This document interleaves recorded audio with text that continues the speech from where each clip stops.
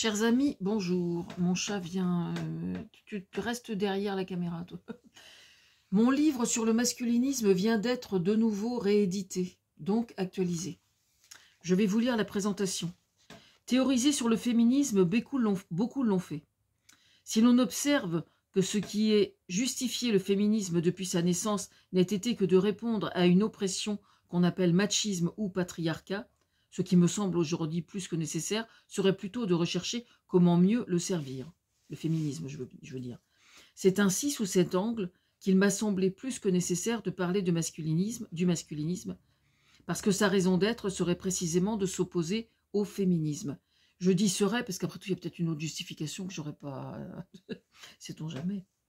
Les incels, parlons-en. Les incels qui ne supportent pas, soit dit en passant, selon Cécile Maïfer ce matin, de voir que des femmes se réunissent entre elles. On se demande bien ce que ça peut leur foutre, franchement. Est-ce qu'on va s'occuper du fait qu'ils se réunissent entre eux? Non.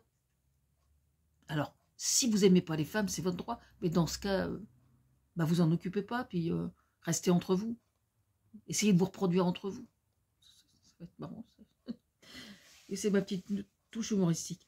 Comme tout mouvement politique marginal et flirtant avec l'illégalité, le phénomène Internet lui permet de croître d'autant plus facilement que les GAFAM leur déroulent le tapis rouge par une modération soit absente, soit largement déficiente. J'en appelle aux hommes afin qu'ils soient les acteurs d'un masculinisme responsable qui serait digne de mériter le respect face à nous, les femmes qui, par le féminisme, ne réussissons qu'à faire face au patriarcat. Alors, messieurs, on vous écoute. Alors, existe-t-il un masculinisme qui serait respectable? Ça ne s'appelle pas du masculinisme dans ce cas-là. Ils ont les hommes, je ne suis pas certaine, mais il me semble quand même que nous, les femmes, entre nous, malgré les différents courants qui existent au sein du féminisme, je crois qu'on est capable de davantage cohabiter et de davantage dialoguer entre différents courants de féminisme que ne le sont les hommes.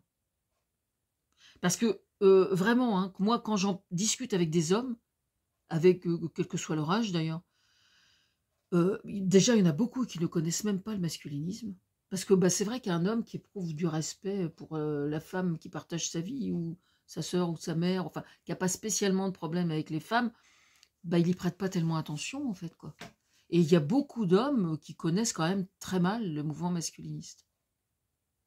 C'est quand même assez étrange. Alors, comment s'appellent-ils ceux qui sont dignes de respect? Alors, j'ai entendu masculisme.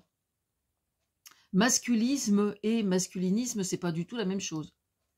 Le masculisme, c'est un homme qui revendique d'être un homme sans pour autant éprouver le besoin de s'opposer aux femmes.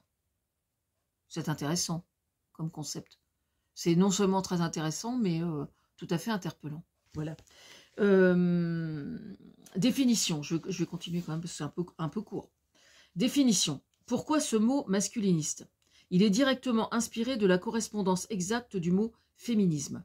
De la même façon que le mot fils, il y a des siècles, a donné naissance au mot fille. Aujourd'hui, le mot féministe a pour conséquence que des hommes revendiquent le fait de s'appeler masculiniste. La raison d'être du féminisme est la conséquence de millénaires où l'homme tout-puissant au fil des siècles détenait le pouvoir sur la femme, ce que l'on nomme patriarcat.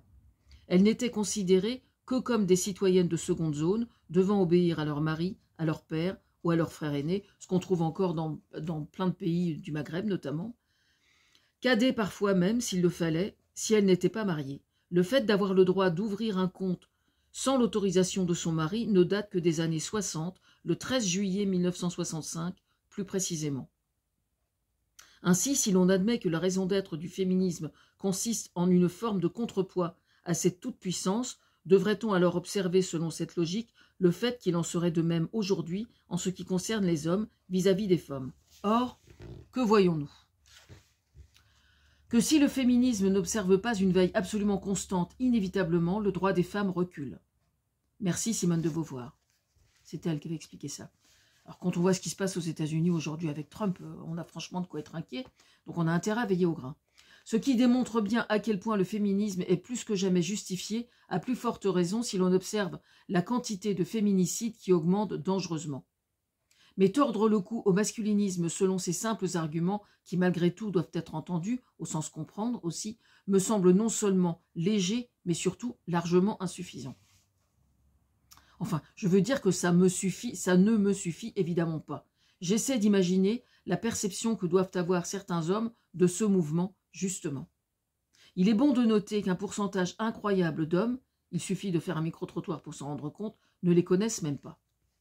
Je suis assez perplexe sur ce sujet pour la raison qui suit. En effet, percevoir le fait que certaines femmes arrivent à un certain stade de responsabilité et vivre le féminisme comme une agression est à mes yeux un véritable signe de faiblesse, parce que ça traduit une absolue incapacité à concevoir les relations hommes-femmes détachées de la moindre notion de rivalité. Notre vœu le plus cher serait qu'il puisse exister une autre forme de masculinisme qui, elle, serait plus respectable et plus altruiste et qu'on attend toutes. Pour moi, c'est un symptôme évident de manque d'estime de soi. Et ça, je suis absolument certaine de ça.